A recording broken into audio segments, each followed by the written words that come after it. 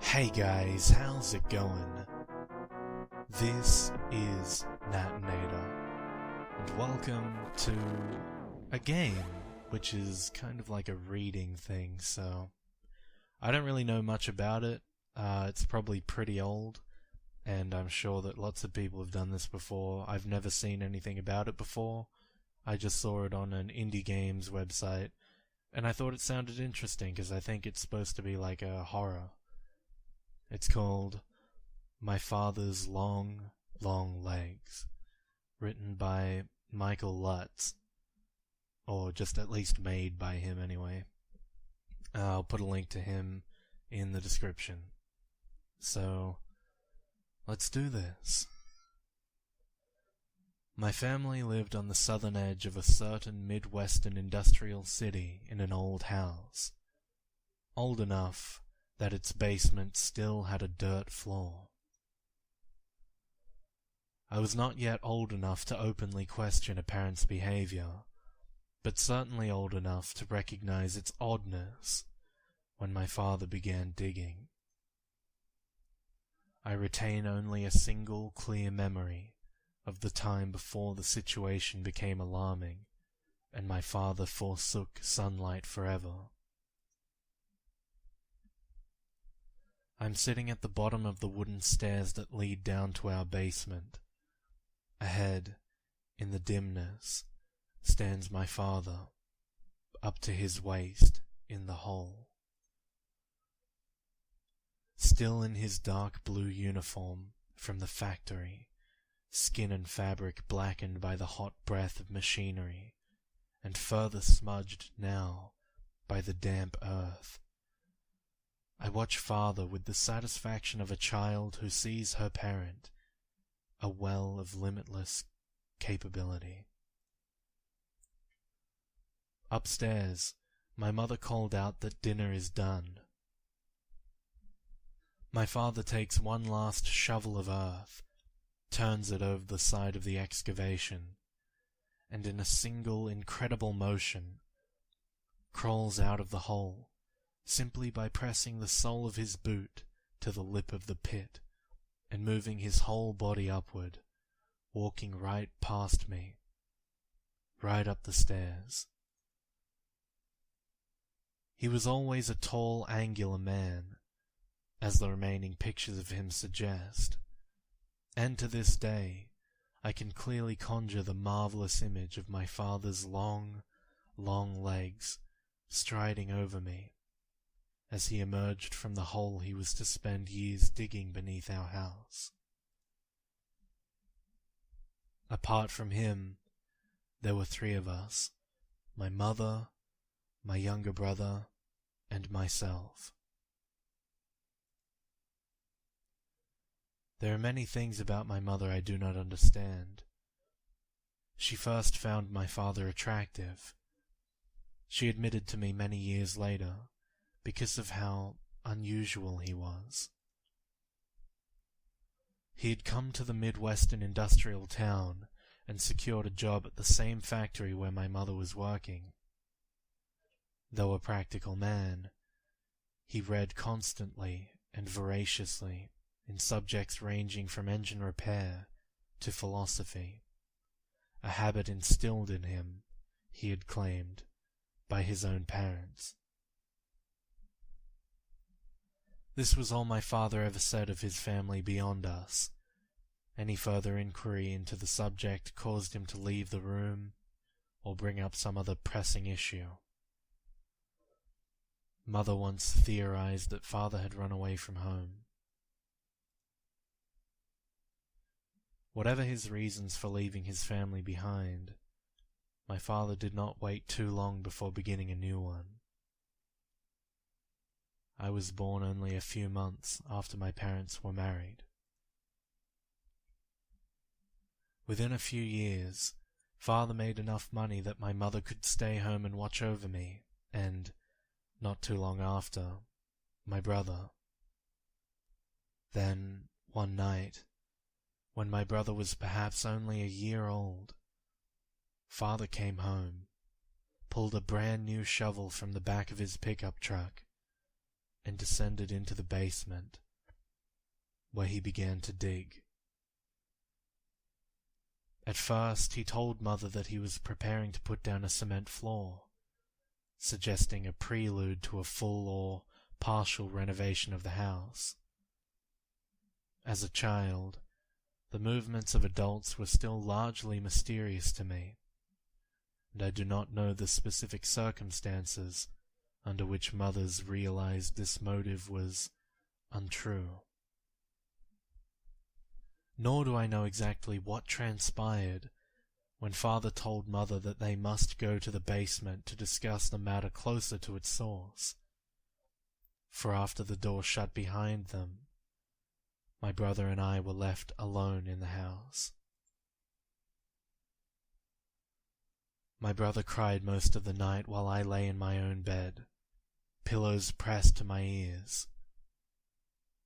The next day, my mother reappeared, quietly prepared our meals, and then locked herself in her bedroom shortly before Father returned home and commenced digging once again. My father, for his part, stopped sleeping in the bedroom with her, instead taking to the basement, a decision which coincided with the first signs of his terrible metamorphosis. The changes were slow, but noticeable. Father began to grow paler, and by the time the factory closed and he could spend the whole day in the basement, he was as white as chalk. Perhaps it was this general evidence of wear, the change in skin tone, and his subsequent emaciation, that made him look taller, as if his height increased in proportion to the depth of his project in the basement. Meanwhile, my mother put my brother into preschool and sent me to a latchkey program while she worked to support us. In what seemed a deliberate contrast to my father, she grew somehow darker and smaller. My father dug uninterrupted in the basement for at least a decade, and once I started high school he did not even leave the basement to join us for dinner. Then my mother left him. Father was sufficiently enveloped in his life's task that there was no need to replay the arguments from my childhood. Whatever desire he had to keep us home with him had apparently fallen away, lost in the depths of that pit. On her own, Mother seemed to physically decompress, to become less bowed. She spoke more, laughed more. She had friends and lovers. We did not see my father at all after we left. On the day we left for good, he did not even come out of the basement, though by that point it was questionable how easily he could get through the doorway. So tall he had grown. It was not until many years later that my brother suggested we pay a return visit to our father's house. Needless to say, my brother and I had different experiences of our early home life. My brother was young enough when my father began digging that it seemed to him an indifferent fact of life. It seemed obvious to me that something was wrong with our home. Its wrongness was screamed, I thought, by the chilly terseness with which our mother moved through it, returning home from work in the late afternoon, serving meals, and retiring to her bedroom. The wrongness was screamed, of course, by my father, who after losing his job at the factory spent nearly all day in the basement, emerging at irregular intervals to eat and use the toilet. This is to say nothing of the physical changes he underwent as time went on. The wrongness was screamed by my own actions. The heavy worry I felt that at any moment the fragile equilibrium of our home would be upset, and my brother's friends would witness the terrifying truth of our family situation. A situation I myself could not begin to articulate, but which I felt ashamedly that an outsider would. Of course my brother, young as he was, saw nothing wrong with inviting his friends to our home, and even talking them down to the basement to see what he called, after our father's example, I believe, the renovations. The friends never asked to return to the basement after my brother took them down there. Some of them quietly deigned to never return to our house at all, much to my relief, though my brother was often disappointed. I recall only one instance, when my brother was perhaps 7, when one of his playmates made a scene. I believe my brother's friend came from a religious family, which may have been part of the problem, but that may also be something I recognize only due to my own biases. At any rate, though his cosmology was different from my own, he at least shared some of my anxieties when he attempted to explain to my brother that our father's project in the basement was deeply unnatural. I emerged from the living room because, down the hall, I could hear crying. I knew that my brother had a friend over, and so was prepared for the worst. The 2 boys stood outside the door to the basement, which still stood open. My brother looked up as I approached, at a loss as to how to comfort his weeping companion. "You're going to hell," our visitor informed me, after I managed to get him to look at me. That's where he's digging to down there," the child said, looking from me to my brother. "He's digging to hell, and you're all going with him." My brother did not invite as many classmates over after that day, and I don't believe he ever invited any of them down to see the renovations ever again. "Are we really going to hell?" he asked me one night, lying beside me in bed after a nightmare sent him to my room. I told him I did not know. "But is that where Dad is digging to?" he asked. I told him there was no such place. "Then why is Dad digging?" In the early days, when I sat on the stairs and watched him work, my father had given me dozens of flippant reasons for his project, seeking dinosaur bones. All of these excuses had lost currency by this point, of course, and when asked what he was doing, as, my brother told me, his religious visitor had inquired, my father had other things to say. "This is not the real world," my father would say, or something along those lines. What we think is the real world is just a layer of dirt caked around the true core of the universe. And what is dirt? Inert matter, dead weight. The remains of those who came and went before us, content only to further press down upon creation with their waste. There was a time when human beings were giants, walking upon a small earth, but now the earth has grown fat and hateful with our soil, while we have grown small. Starting here, I am scraping away this sediment, our coagulated filth, and returning us to our original glory. I assemble this manifesto from memory, from various iterations and various variations Father offered us over the years, and certainly it was the source of hearsay and...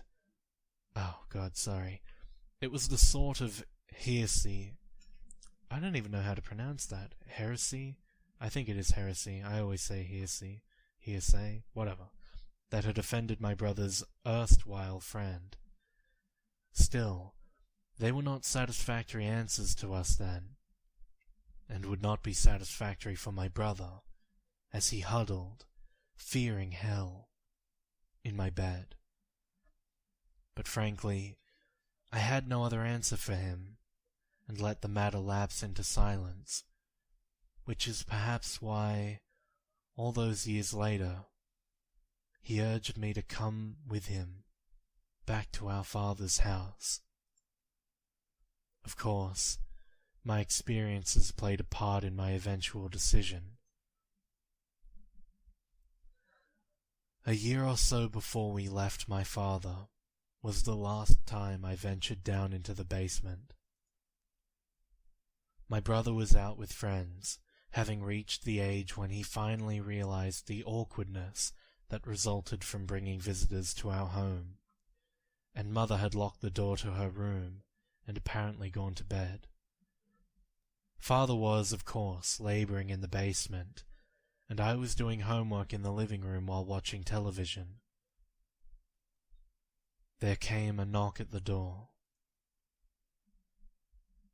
The man on the porch was squat, but dressed neatly in a suit, coat, and hat.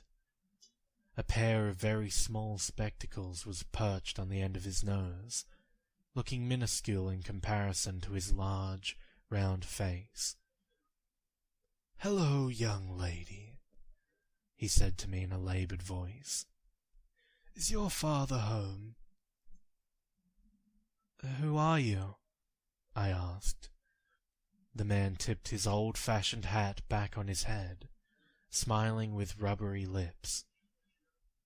"You would have no reason to know me, of course," he said, "but I'm your uncle."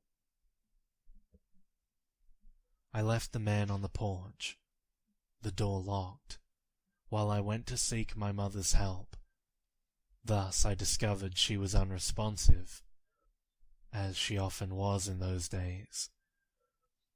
This left me with only the option to summon my father from the basement. He did not respond when I opened the door and yelled down, though I thought I could hear faintly the sound of his digging.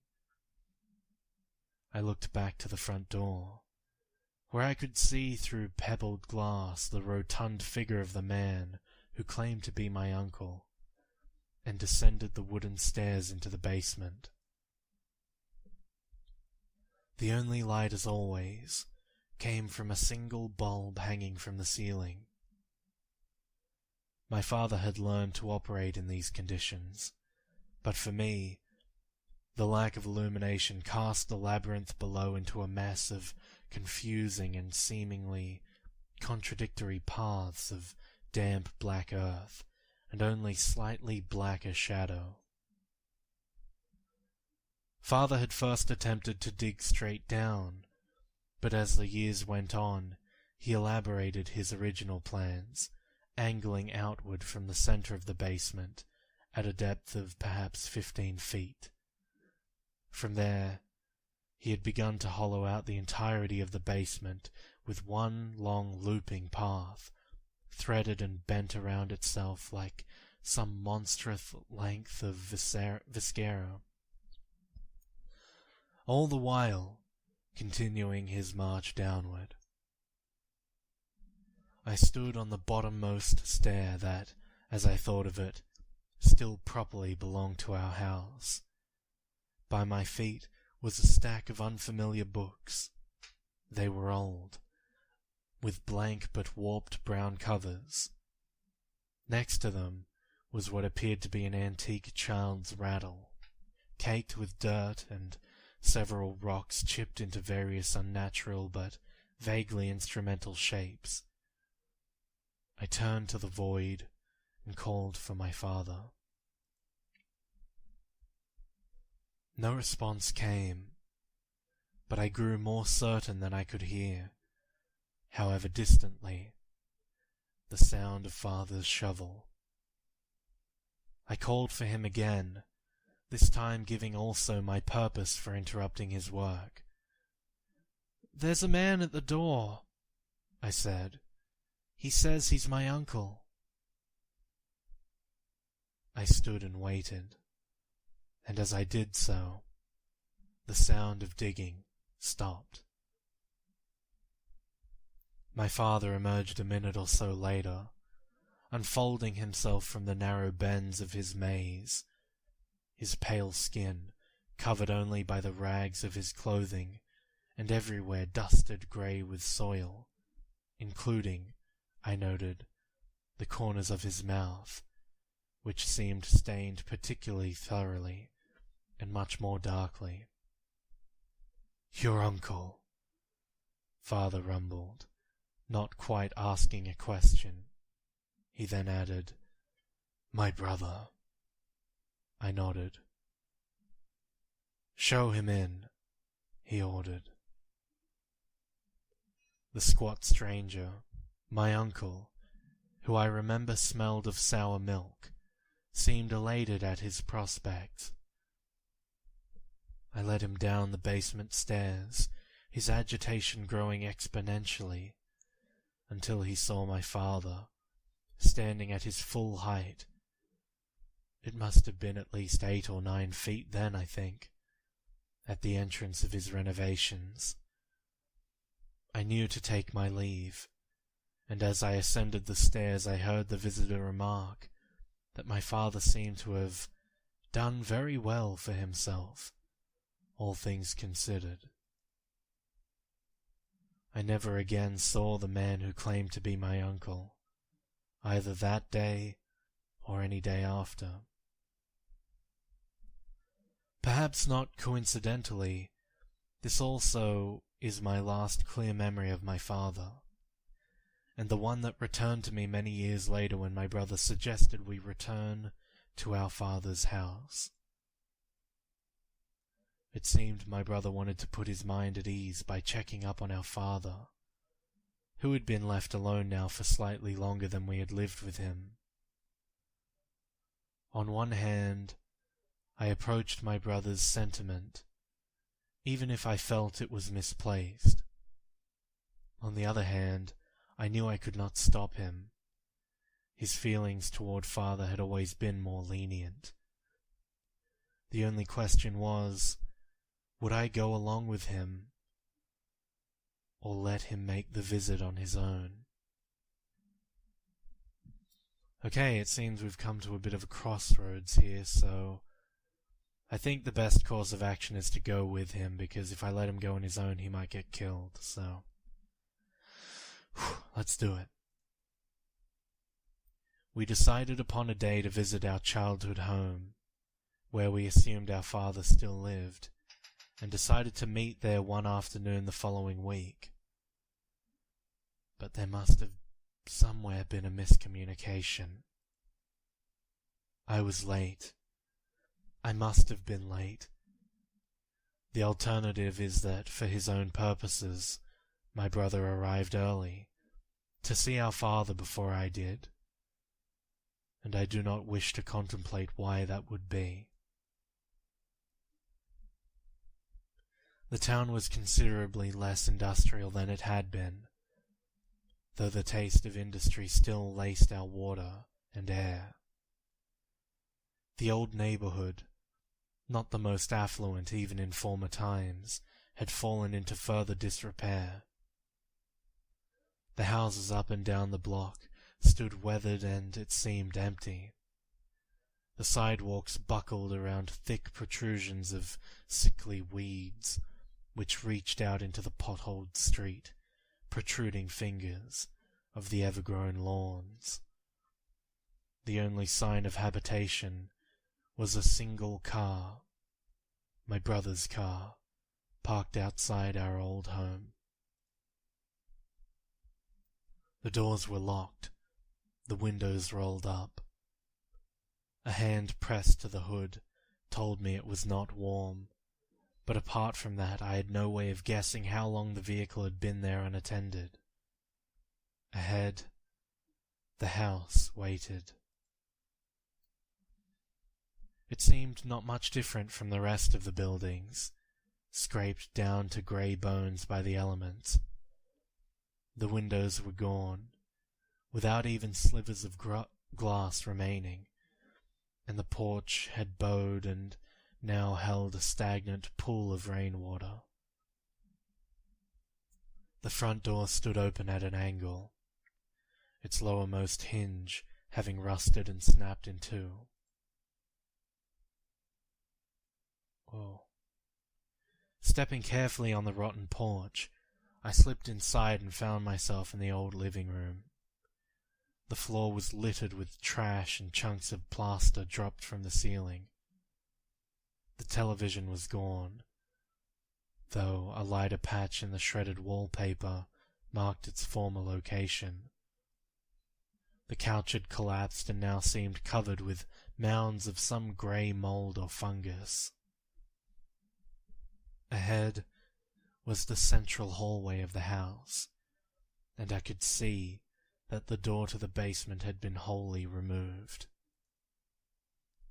I called out my brother's name, and then stood for a moment, looking down into unremitting darkness. Of course the power was out. It was probably disconnected long ago. But a flashlight lay on the floor just outside the basement entrance. Guys, I'm getting really freaking creeped out, guys. I'm sorry to cut into the story it's a game, but this is also a story, and I'm sorry, but it's dark now, and we're going down into the hole, with the text and shit. Okay, just wanted to let you know. My brothers? The flashlight seemed quite new. I flicked it on and pointed it down into the basement, but it penetrated far enough only to reveal the foot of the stairs. I called my brother's name again and waited. There was still no response. Assuming the basement was anything like I had last seen it, my brother could have easily gotten hurt if he went down without his flashlight. He might have been lying down there, just beyond the stairs, unconscious. I had to make sure. Flashlight ready, I went into the basement. Oh, fuck. Oh, I don't like this at all. Fucking hell. Oh, fuck. No, guys, no, I don't like this. No, at the start of this shit, it says that... Oh, fuck, at the start, it says that you need to play with headphones. So there's gonna be a jump scare. Fuck, I don't want it, but I guess I have to. I'm doing this for you guys, I'm gonna man up. Fuck, this is a disgusting game. Okay. The stairs creaked beneath my feet. I reached the bottom, and when my flashlight returned, only a slope heading deeper beneath the house. I knew my father had done quite a bit of work in the decades since we left. I went down. I called for my brother. I walked to the left, I walked to the right. Fuck. Call out. Only my own breathing echoed back through these chambers of barren earth. Around me there was nothing but darkness. I walked further onward, called for my brother again. The path branched left and right. What should I do, guys? Fuck, I don't know. Okay, the brother's probably dead. He's a lost cause. We're gonna go left. Oh, fuck. I followed the sound of digging. The paths my father had eaten through the earth stretched out in all directions. There was no sign of my brother. let's just follow the digging. I called out for my brother again. I followed the sound of digging, turned right. The musty smell of old earth filled my nostrils. Okay, let's just go right. Was I going in circles? How would I even be able to tell? Okay, left, digging, or calling brother's name. The digging, let's just go with the digging. How long had I been down here? Digging. Oh god, I'm covering my eyes, I'm so scared. The paths. Oh, it's this one again. Digging again, maybe. I don't know what's happening. I'm so scared, holy shit. Musty smell of earth. Around me there was nothing but darkness. Okay, I walked further onward. Let's further onward. I called for my brother, digging right. Okay, let's try calling for brother again. In the distance, the sound of shoveling did not break its rhythm, as if the digger did not know or care I was there. Oh, fuck. Okay, let's just go with the digger. Where was my brother? I followed the sound of digging and went left. Oh god, this is so gross. Where was my brother? Where's my flashlight? No. No. What the fuck is that?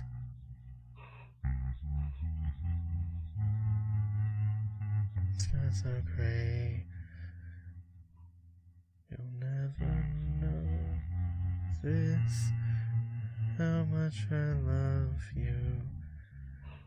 Don't take my sunshine away.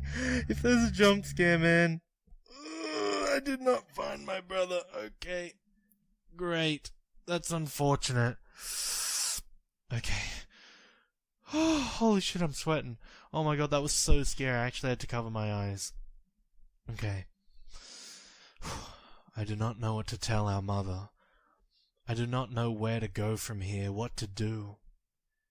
It is true I gave up my search, but once I saw what lived there, had been living there for all these years, or more precisely, what had grown there, I ran from the basement. Somehow, by my own luck, or by some other's design, I made it out of that darkness, though my brother has not. There is a chance, I think, that he may still be alive. My guilt is heavy, do not doubt that. But it is outweighed by the fear I experienced when I came to face with that terrible result of Father's attempted renovations of a rotted world. I once told my brother, there is no such place as hell. Fuck.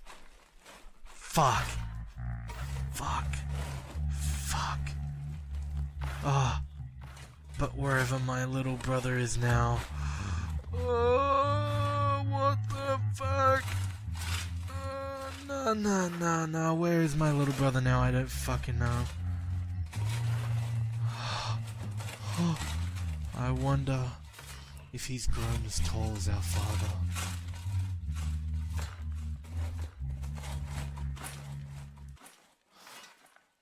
Oh, fuck. Is that it? Is that the end? I can't click anything else. I can't scroll back up either. I literally can't click anything up. I don't know. Can I scratch your knees? Fucking hell, that's a long set of legs.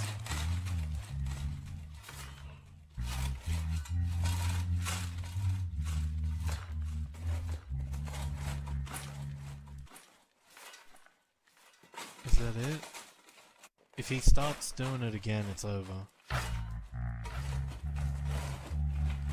Yeah, it's over. Alright guys, that was fucking really gross. Like, I didn't know what to expect.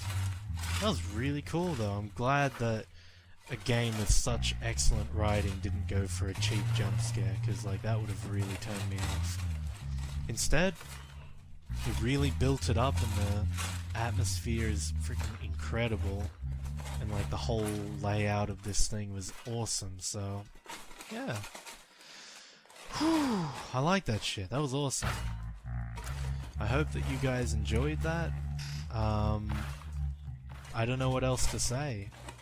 It's just fucking creepy as fuck, so yeah. I'd like to thank you guys for watching. I hope you guys have an awesome Halloween, and well, I'll see you guys in the next piece of shit that I upload. So stay tuned for more.